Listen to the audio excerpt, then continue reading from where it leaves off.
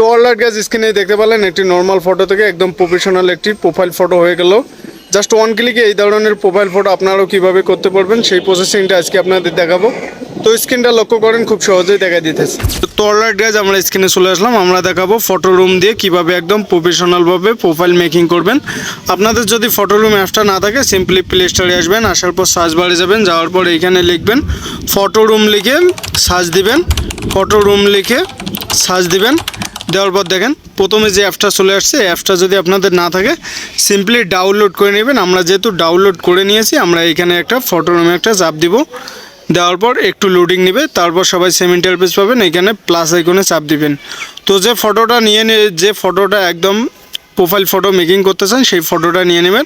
আপনাদের দেখার জন্য আমি এইখান থেকে এই ফটোটা নিয়ে নিলাম। নেওয়ার পর দেখেন একটু প্রসেসিং হবে, হওয়ার পর দেখেন ব্যাকগ্রাউন্ড একদম রিমুভ হয়ে যাবে। তো অবশ্যই ইন্টারনেট কানেকশনটা অন রাখবেন। দেখেন ব্যাকগ্রাউন্ড রিমুভ হয়ে গেছে। তারপর নিচে স্ক্রল করে আসবেন, আসার পর দেখেন এইখানে প্রোফাইল পিক্স, এইখানে একটা চাপ দিবেন। দেওয়ার পর একটু লোডিং নেবে, তারপর এখানে দেখেন ব্যাকগ্রাউন্ডে একটা চাপ দিবেন। দেওয়ার পর এআই ব্যাকগ্রাউন্ডে একটা চাপ দিবেন। দেওয়ার পর আমরা বিভিন্ন ধরনের ব্যাকগ্রাউন্ড নিতে পারবো। এখান থেকে দেখেন অনেক সুন্দর সুন্দর ব্যাকগ্রাউন্ড আমরা নিতে পারবো এখান থেকে। আর যদি গ্যালারি থেকেও আপনারা নিতে চান, এখান থেকে গ্যালারি থেকেও নিতে পারবো, আমরা যে কোনো ফটো নিতে পারবো। তার জন্য দেখেন ক্রিয়েট এ ব্যাকগ্রাউন্ডে একটা চাপ দিব। দেওয়ার পর ইমেজে যাবেন, যাওয়ার পর এখান থেকে এ ধরনের কালারও নিতে পারেন। আমরা যেহেতু ম্যানুয়ালি ফোন থেকে নিব, যে কালারটা পছন্দ হয়, তার জন্য এখানে একটা চাপ দিবেন। তারপর গ্যালারিতে চাপ দিবেন, তারপর ফটোতে একটা চাপ দিবেন, গ্যালারিটা শো করাবে। তো যে ধরনের ব্যাকগ্রাউন্ড আপনাদের পছন্দ সেই ধরনের ফটো এখান থেকে একটা ক্লিক করে দিব। আমরা আমাদের এই ধরনের ব্যাকগ্রাউন্ডটা ভালো লাগতেছে, আমরা এইখানে একটা চাপ দিব। দেওয়ার পর দেখেন আমাদের প্রোফাইলের পিছনে কিন্তু এই ব্যাকগ্রাউন্ডটা চলে আসবে। সেম ব্যাকগ্রাউন্ডটা চলে আসলো। দেখেন ওই ব্যাকগ্রাউন্ড এইখানে চলে আসছে, দেখেন পিছনে যদি লক্ষ্য করেন। তো তারপর এখান থেকে যদি পছন্দ না হয়, তারপর জেনারেট মোড়ে একটা চাপ দিলে আবার 4টা ছবি শো করাবে। দেখেন আবার 4টা ছবি শো করাইছে। তো এখান থেকেও আমরা নিতে পারবো। দেখেন এখান থেকে অনেক ক্যাটাগরির আছে, যে কোনো ব্যাকগ্রাউন্ড এইখান থেকে নিতে পারবো। আমরা ধরেন যে এইটা নিব, এটাতে একটা চাপ দিব।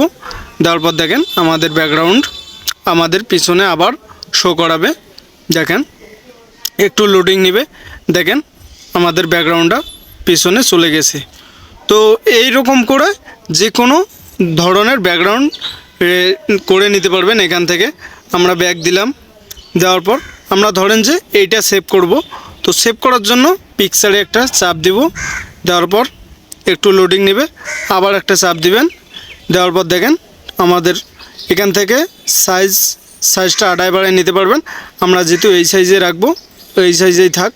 তো এখান থেকে কাজ আমাদের প্রায় শেষ।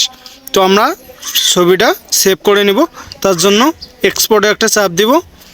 দেওয়ার পর দেখেন আমাদের সেভ টু গ্যালারি, বন্ধুবান্ধবদেরকে শেয়ারও করতে পারবেন, ফেসবুক স্টোরিতেও দিতে পারবেন।